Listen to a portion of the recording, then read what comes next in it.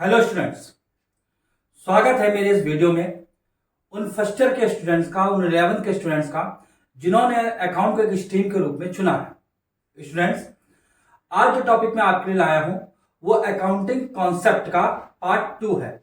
इसका पहला पार्ट मैं अपलोड कर चुका हूं और आज हम लोग अकाउंटिंग कॉन्सेप्ट का पार्ट 2 पढ़ेंगे। उम्मीद है आप लोग लगातार प्रैक्टिस कर रहे होंगे, आप लोग लगातार अभ्यास कर रहे होंगे, जिससे आपका परफेक्शन बढ़ता जा रहा होगा। मैं भी आपकी हेल्प करने के लिए तैयार हूं और इसी सीरीज में मैं अब आगे की वीडियो आपके लिए लेके आ रहा हूं। जल्दी आपको आगे के टॉपिक भी मिलेंगे और आपको बिजनेस स्टडीज और इकोनॉमिक्स के भी टॉपिक मिलेंगे। स्टूडेंट्स, बात यहां पे प्रैक्टिस की यानी अभ्यास की हो रही है, तो मुझे एक छोटी सी कहानी महाभारत की याद आती है। उसको मैं जरूर आपसे कहना चाहता हूं, जरा उसको मैं शेयर करना चाहता हूं। आप लोग जरा उसको सुनिएगा और अब अभ्यास के महत्व को समझिएगा, इस प्रैक्टिस के महत्व को समझिएगा। बात 5 पांडवों की है। 5 पांडवों की उस समय की बात है जब वो छोटे छोटे थे। उस समय वो गुरु द्रोणाचार्य के आश्रम में रहते थे और अपनी सभी तरह की कला वो सीख रहे थे, खास करके युद्ध कला को वो सीख रहे थे। हम सभी जानते हैं कि 5 पांडव युधिष्ठिर, भीम, अर्जुन, नकुल और सहदेव, ये 5 पांडव हमारे आते हैं। इसमें से अर्जुन जो थे वो बहुत बड़े तीरंदाज, बहुत बड़े आर्चर थे। अब वो इतने बड़े आर्चर बने कैसे? क्योंकि उन्होंने अभ्यास के महत्व को समझा। बात ऐसी हुई कि एक बार अर्जुन जो थे वो रात में जा रहे थे अपने शयन कक्ष की ओर, अपने सोने वाले कमरे की ओर वो जा रहे थे, अपनी कुटिया की ओर वो सोने के लिए जा रहे थे। तभी उन्होंने भीम की कुटिया से, भीम के कमरे से या भीम की कुटिया से कुछ आवाजें सुनी। बिल्कुल अंधेरा था, हाथ को हाथ नहीं सूझ रहा था, पांव को पांव नहीं सूझ रहा था। अर्जुन किसी तरह अंदाजा लगा के भीम की कुटिया की ओर आगे बढ़े तो उन्होंने अंधेरे में देखा कि एक बड़ी सी आकृति बैठी हुई है। उन्होंने आवाज दी, क्या भीम भैया आप हैं? तो भीम ने कहा, हाँ अर्जुन, मैं ही हूं, यहां पे मैं ही बैठा हूं। तो अर्जुन ने आवाज देकर उनसे पूछा कि भीम भैया आप क्या कर रहे हैं? तो भीम ने कहा, मैं अपना सबसे प्रिय काम कर रहा हूं। तो अर्जुन ने पूछा, क्या आप ऐसा प्रिय काम क्या कर रहे हैं? तो भीम ने कहा कि मैं भोजन कर रहा हूं। तो अर्जुन ने कहा, भैया इतने अंधेरे में जहां कुछ भी नहीं दिख रहा है, आप कैसे भोजन कर रहे हैं? आप कैसे भोजन को उठा के अपने मुख तक लेके आ रहे हैं, अपने मुंह तक लेके आ रहे हैं?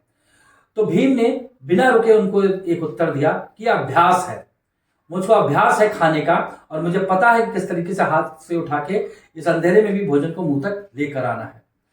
अर्जुन ने उनकी इस बात को समझा, ये बात उनको स्ट्रक कर गई, ये बात उनको लग गई और तब से उन्होंने क्या किया, तब से उन्होंने निरंतर अभ्यास किया और जैसा कि आज इतिहास जानता है कि वो बहुत बड़े धनुर्धर बन के निकले, बहुत बड़े आर्चर बन के निकले। यहां पे इस कहानी को कहने का मेरा मतलब यह है कि आप भी अगर अर्जुन की तरह ही एक धनुर्धर बनना चाहते हैं, धनुर्धर कहने का मतलब यह है कि आप यहाँ पे क्या है, अच्छे स्टूडेंट बनना चाहते हैं, अच्छे स्कोर करना चाहते हैं, तो आप भी निरंतर अभ्यास करिए। अर्जुन की तरह ही केवल क्या कीजिए, उस मछली की आंख को देखिए जहां पे आपको निशाना लगाना है, यानी कि अपने टारगेट को सेट कीजिए।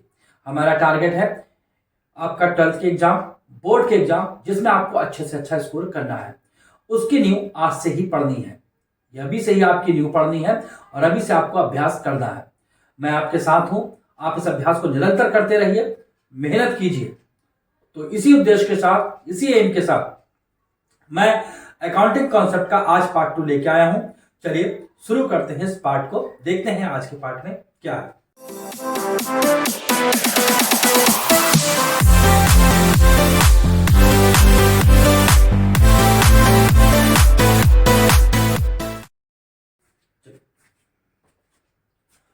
अकाउंटिंग कॉन्सेप्ट, जैसा कि मैंने पहले पार्ट में बताया था, अकाउंटिंग स्टैंडर्ड 1 के अकॉर्डिंग हमारे 3 अकाउंटिंग कॉन्सेप्ट हैं, जिसमें पहला है हमारा गोइंग कंसर्न कॉन्सेप्ट, दूसरा है हमारा कंसिस्टेंसी कॉन्सेप्ट और तीसरा है हमारा एक्रूअल कॉन्सेप्ट।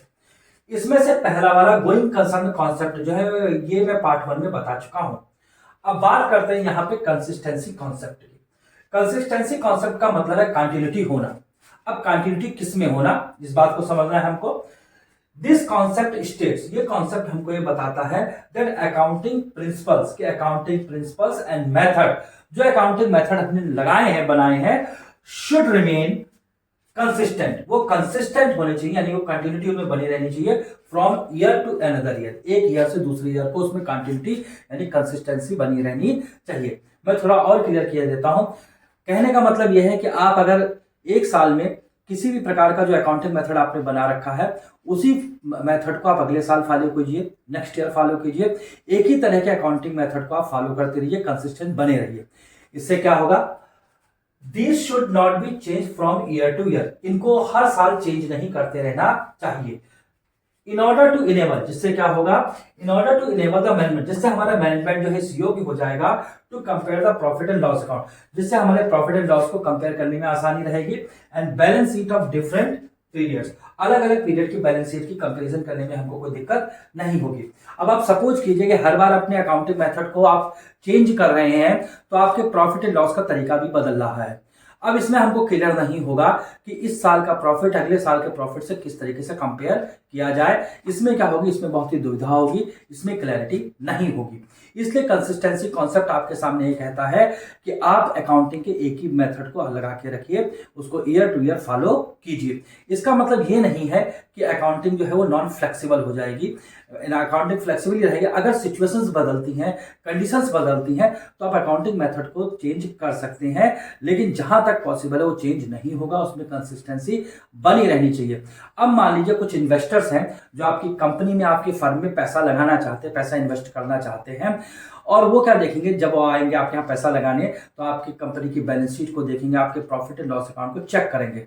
अगर आपने एक ही अकाउंटिंग कॉन्सेप्ट को, आपने एक ही मेथड को फॉलो कर रखा है तो उनके लिए आपके प्रॉफिट एंड लॉस की कंपेयर करना, बैलेंस शीट की कंपेयर करना उनके लिए इजी होगा और आपको लोन मिलने में भी आसानी रहेगी। लेकिन अगर आप बार बार उस मेथड को चेंज करेंगे तो इससे क्या होगा, इससे वो लोग डाउट में रहेंगे और आपकी जो विश्वसनीयता है, आपकी जो रिलायबिलिटी है आपकी फर्म की, कंपनी की, वो भी क्या रहेगी, वो भी डाउट में रहेगी। इसलिए ये कॉन्सेप्ट इस बात के ऊपर जोर देता है कि जो भी अकाउंटिंग प्रिंसिपल मेथड्स आपने लागू किए हैं, उनको अपनाया है, वो एक ही होने चाहिए। उम्मीद है आपको कंसिस्टेंसी कॉन्सेप्ट जो है वो समझ में आ गया होगा। चलिए अब अगला वाला कॉन्सेप्ट देखते हैं, एक्रूअल कॉन्सेप्ट। चलिए स्टूडेंट्स, अब अकाउंटिंग स्टैंडर्ड 1 के अकॉर्डिंग अपना तीसरा कॉन्सेप्ट देखते हैं। हमारा तीसरा कॉन्सेप्ट है एक्रूअल कॉन्सेप्ट। यहां पे आप देख रहे होंगे मैंने ब्रैकेट में इसका एक और नाम लिखा है, मैचिंग कॉन्सेप्ट। हमारे एनसीईआरटी के बुक में एक्रूअल कॉन्सेप्ट को मैचिंग कॉन्सेप्ट के नाम से मेंशन किया गया है। तो अगर चाहे एक्रूअल कॉन्सेप्ट कहा सकते हैं इसको, या फिर इसको मैचिंग कॉन्सेप्ट भी कहा जा सकता है। चलिए देखिए कॉन्सेप्ट क्या है। कॉन्सेप्ट यह है कि this concept applies equally to revenues and expenses, यानी कहने का मतलब यह है कि हमारा जो एक्रूअल कॉन्सेप्ट कह लीजिए या मैचिंग कॉन्सेप्ट जो कह लीजिए, ये रिवेन्यू और एक्सपेंसेस दोनों के ऊपर ही अप्लाई होता है। यानी कि मैचिंग कॉन्सेप्ट कहने का मतलब यह है कि इसमें हमको रिवेन्यू और एक्सपेंसेस को इक्वल मैच करना होता है अकाउंटिंग पीरियड के लास्ट में, उसके आखिरी में। दूसरा पॉइंट यह है, इन एक्रूअल कॉन्सेप्ट में रिवेन्यू इज रिकॉर्डेड, रेवेन्यू को तभी, यानी कि आपकी इनकम को तभी रिकॉर्ड कर लिया जाता है व्हेन सेल्स आर मेड, जब सेल्स की जाती है और सर्विसेज आर रेंडर्ड, या सेवा जो है वो प्रदान की जाती है, सर्विस प्रदान की जाती है। वेदर कैश इज रिसीव्ड और नॉट, हाँ ये बात ध्यान देने वाली है, अगर आपने सेल्स की है, सेल्स भले ही उधार में की गई है, उसके लिए आपको कैश मिले या ना मिले, लेकिन क्या है उसको तुरंत रिकॉर्ड कर दिया जाएगा, रिवेन्यू के रूप में उसको रिकॉर्ड कर दिया जाएगा। और जैसे ही आपने सर्विस दी है उसके लिए आपको कैश मिला है या नहीं मिला है, लेकिन उसको एज ए रिवेन्यू नोट कर देना चाहिए। सेम यही बात एक्सपेंसेस के लिए है। Similarly expenses are recorded in the accounting period, उसे अकाउंटिंग पीरियड में एक्सपेंसेस को भी रिकॉर्ड कर लिया जाता है, इन विच, जिसमें जो है दे असिस्ट, जिसमें वो असिस्ट किए हैं इन अर्निंग द रेवेन्यू, जिसमें उन्होंने रेवेन्यू को अर्न करने में हेल्प की है। वेदर कैश इज पेड और नॉट, चाहे आपने उसके लिए कैश पेड किया है या पेड नहीं किया है। यानी कि एक्रूअल कॉन्सेप्ट इस बात के ऊपर है कि आप जब रेवेन्यू यानी इनकम को अर्न करें तभी उसको नोट कर लेना चाहिए, चाहे आपको कैश मिले या ना मिले, और आप एक्सपेंसेस को नोट कर लीजिए, चाहे आप उसके लिए कैश पेड करें या ना करें। ये एक्रूअल कॉन्सेप्ट इसी बेस के ऊपर बेस है। सो दिस कॉन्सेप्ट प्रेजेंट्स, इसलिए कॉन्सेप्ट इस बात को प्रेजेंट करता है, ट्रू पिक्चर दिखाता प्रॉफिट एंड लॉस की। ये क्यों किया जाता है? ताकि हमारा जो ट्रू पिक्चर है प्रॉफिट एंड लॉस जो है वो सही तरीके से प्रेजेंट हो सके।